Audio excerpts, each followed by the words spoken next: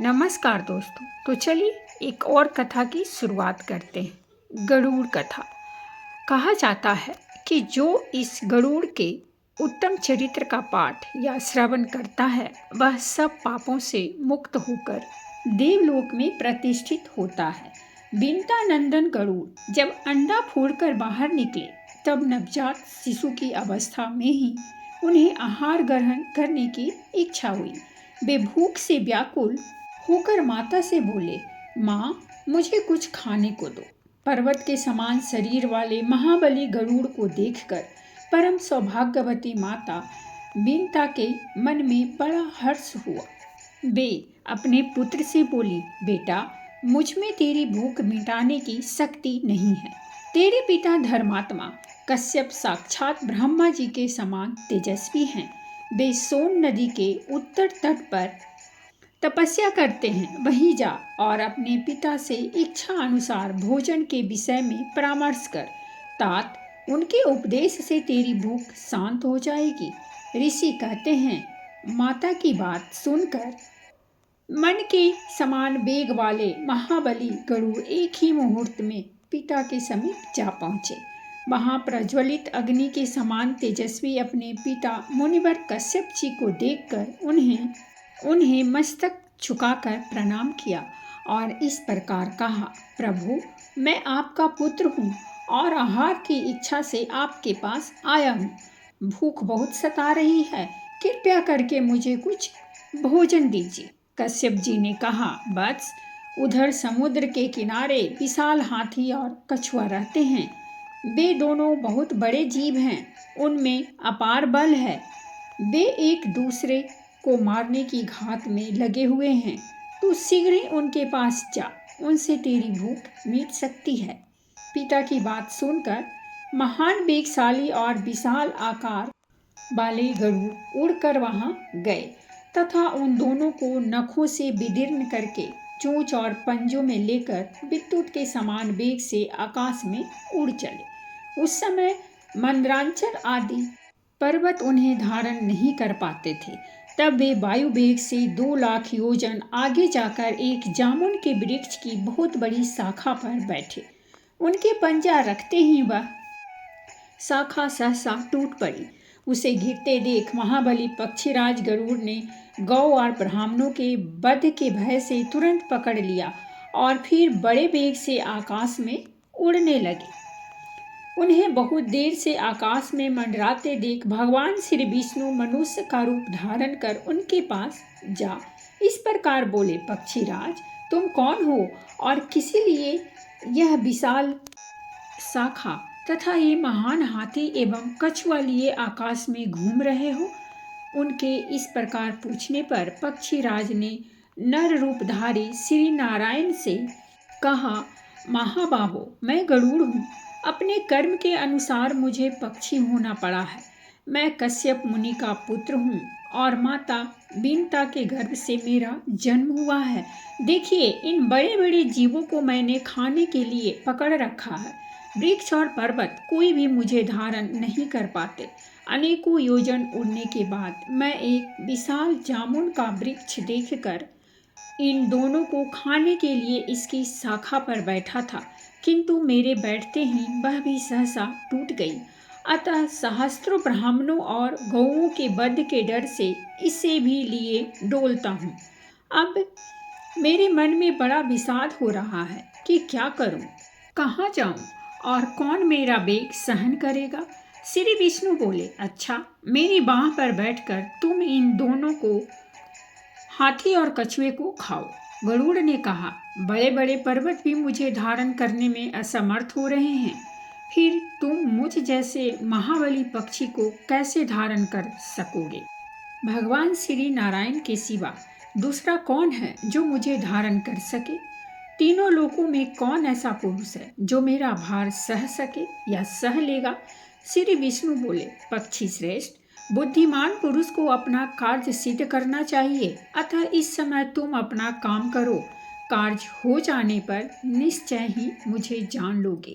गरुड़ ने उन्हें महान शक्ति संपन्न देख मन ही मन कुछ विचार किया, फिर एवं अस्तु कहकर वे उनकी विशाल भुजा पर बैठे। गरुड़ के वेग पूर्वक बैठने पर भी उनकी भुजा कांपी नहीं।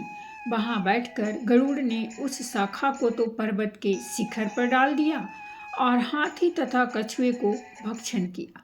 तत्पश्चात वे श्री विष्णु से बोले, तुम कौन हो? इस समय तुम्हारा कौन सा प्रिय कार्य करूं? भगवान श्री विष्णु ने कहा, मुझे नारायण समझो, मैं तुम्हारा प्रिय करण करने के लिए यहाँ आया हूँ। यह कहकर भगवान ने उन्हें विश्वास दिलाने के लिए अपना रूप दिखाया। मेघ के समान श्याम विग्रह पर पीताम्बर शोभा पा रहा था। 4 भुजाओं के कारण उनकी झांकी बड़ी मनोरम जान पड़ रही थी। हाथों में शंख, चक्र, गदा और पद्म धारण किए सर्प देवेश्वर श्री हरि का दर्शन करके गरुड़ ने उन्हें प्रणाम किया और कहा, पुरुषोत्तम, बताइए मैं आपका कौन सा प्रिय कार्य करूं? श्री विष्णु जी बोले, सखे, तुम बड़े सूरवीर हो, अतः हर समय मेरा वाहन बने रहो। यह सुनकर पक्षियों में श्रेष्ठ गरुड़ भगवान ने कहा, देवेश्वर, आपका दर्शन करके मैं धन्य हुआ, मेरा जन्म सफल हो गया। प्रभु, मैं माता पिता से आज्ञा लेकर आपके पास आऊँगा।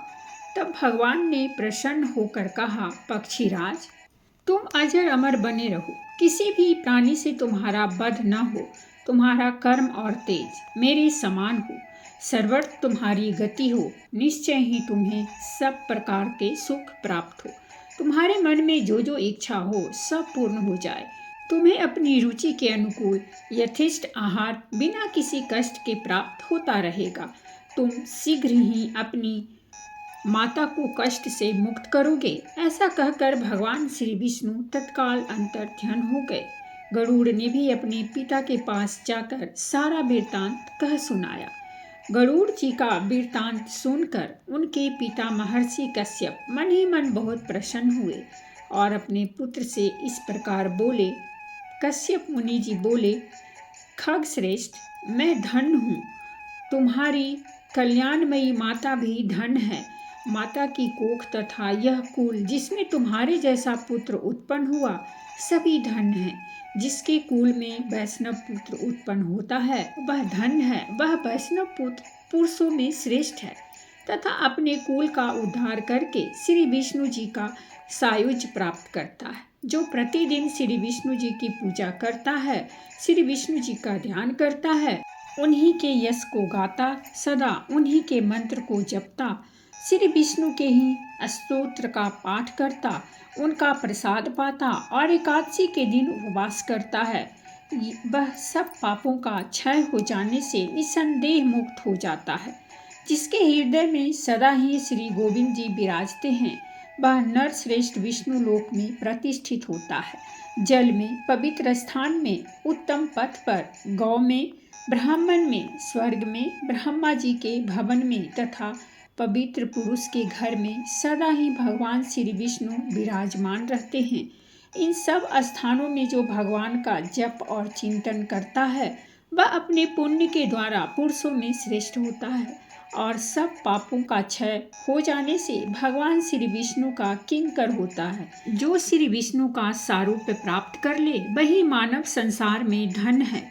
बड़े बड़े देवता जिनकी पूजा करते हैं, जो इस जगत के स्वामी, नित्य, अच्युत और अविनाशी हैं, वे भगवान श्री विष्णु जिसके ऊपर प्रसन्न हो जाएं, वही पुरुषों में श्रेष्ठ होता है।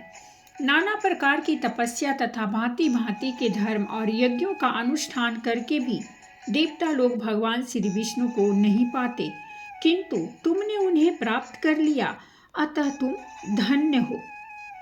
तुम्हारी माता सौत के द्वारा घोर संकट में डाली गई है, उसे छुड़ाओ। माता के दुख का प्रतिकार करके देवेश्वर भगवान श्री विष्णु के पास जाना। इस प्रकार श्री विष्णु से महान वरदान पा और पिता की आज्ञा लेकर गरुड़ अपनी माता के पास गए और हर्षपूर्वक उन्हें प्रणाम करके सामने खड़े हो उन्होंने पूछा, माँ बताओ, मैं तुम्हारा कौन सा प्रिय कार्य करूं? कार्य करके मैं भगवान विष्णु के पास जाऊंगा। यह सुनकर सती बीनता ने गरुड़ से कहा, बेटा, मुझ पर महान दुख आ पड़ा है। बहन कद्रू मेरी सौत है। पूर्व काल में उसने मुझे एक बात में अन्यायपूर्वक हराकर दासी बना लिया। अब मैं उसकी दासी हो चुकी हूँ। तुम्हारे सिवा कौन मुझे इस दुख से छुटकारा दिलाएगा? कुलनंदन, जिस समय मैं उसे मुंह मांगी वस्तु दे दूंगी, उसी समय दासी भाव से मेरी मुक्ति हो सकती है। गरुड़ जी ने कहा, माँ, शीघ्र ही उसके पास जाकर पूछो वह क्या चाहती है। मैं तुम्हारे कष्ट का निवारण करूंगा। तब दुखनी बिनता ने कद्रू से कहा, कल्याणी, तुम अपनी अभीष्ट वस्तु बताओ जिसे देकर मैं इस कष्ट से छुटकारा पा सकूं। यह सुनकर उस दुष्टा ने कहा, मुझे अमृत ला दो। उसकी बात सुनकर बिनता धीरे धीरे लौटी और बेटे से दुखी होकर बोली, तात, वह तो अमृत मांग रही है, अब तुम क्या करोगे? गरुड़ ने कहा, माँ, तुम उदास न हो, मैं अमृत ले आऊंगा। यूं कहकर मन के समान वेगवान पक्षी गरुड़ सागर से जल ले आकाश मार्ग से चले। उनके पंखों की हवा से बहुत सी धूल भी उनके साथ साथ उड़ती गई। यह धूल राशि उनका साथ न छोड़ सकी। गंतव्य स्थान पर पहुंचकर गरुड़ ने अपनी चोंच में रखे हुए जल से वहां के अग्निमय प्राकार को बुझा दिया तथा अमृत की रक्षा के लिए जो देवता नियुक्त थे उनकी आंखों में पूर्वोक्त धूल भर गई, जिससे वे गरुड़ जी को देख नहीं पाते थे। बलवान गरुड़ ने रक्षकों को मार गिराया और अमृत लेकर वे वहां से चल दिए।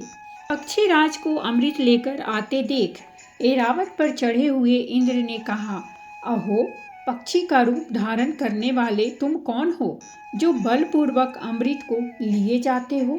संपूर्ण देवताओं का अप्रिय करके यहाँ से जीवित कैसे जा सकते हो? गरुड़ ने कहा, देवराज, मैं तुम्हारा अमृत लिए जाता हूँ, तुम अपना पराक्रम दिखाओ। यह सुनकर महाबाहु इंद्र ने गरुड़ पर तीखे बाणों की वर्षा आरंभ कर दी। मानो मेरुगिरी के शिखर पर मेघ जल की धाराएं वर्षा हो रहा हो। गरुड़ ने अपने वज्र के समान तीखे नखों से ऐरावत हाथी को विदीर्ण कर डाला तथा मातिल सहित रथ और चक्कों को हानि पहुंचाकर अग्रगामी देवताओं को भी घायल कर दिया। तब इंद्र ने कुपित होकर उनके ऊपर वज्र का प्रहार किया।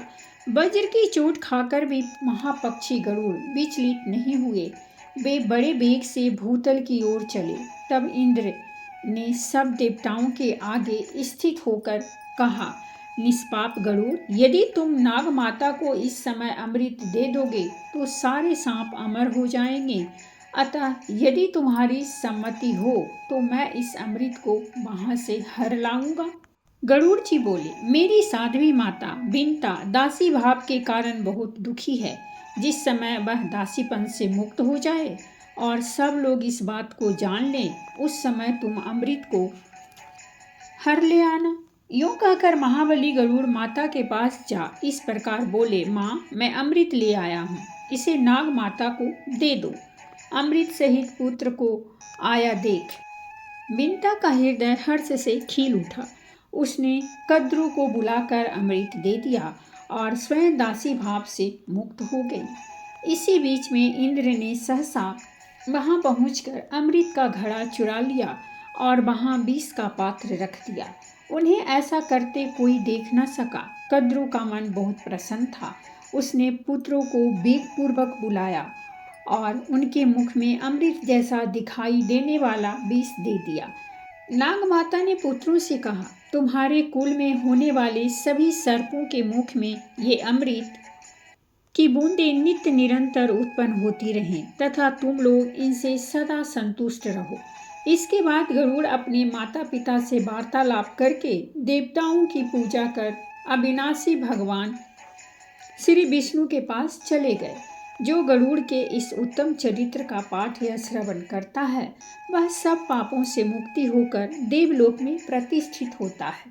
तो दोस्तों, ये थी हमारी आज की कहानी, और अगर कहानी अच्छी लगी हो तो प्लीज़ हमारे चैनल को सब्सक्राइब कीजिए, वीडियो को लाइक और शेयर जरूर कीजिए। कहानी सुनने के लिए बहुत बहुत धन्यवाद।